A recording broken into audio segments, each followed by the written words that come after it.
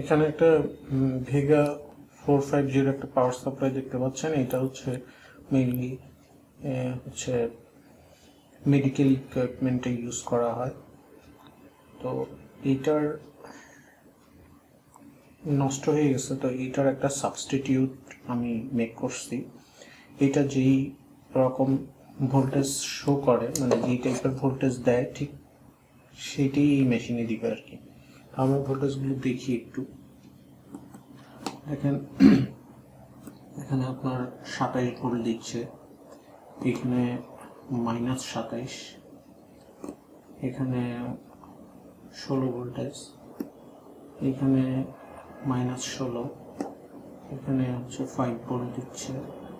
তারপরে এগুলো হচ্ছে গ্রাউন্ড, এখানে হচ্ছে 12 ভোল্ট দিচ্ছে, এইখানে হচ্ছে আপনার 5 ভোল্ট দিচ্ছে। এটা হচ্ছে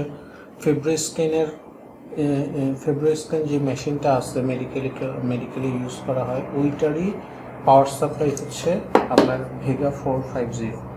তো এই পাওয়ার সাপ্লাইটা নষ্ট হয়ে গেছে, তো এইটার সেম একটা পাওয়ার সাপ্লাই আমি মেক করে দিয়েছি এবং এটা চলে এবং খুব ভালোভাবেই রান করে। আমি চেক করে দেখলাম। তো আপনারা ইচ্ছা করলে মানে এই পাওয়ার সাপ্লাইটা সাবস্টিটিউট হিসেবে এই ডিভাইসটা ইউজ করতে পারেন। Thank you for watching my video. Take and টাইমে আপনাদের সবাইকে স্বাগতম।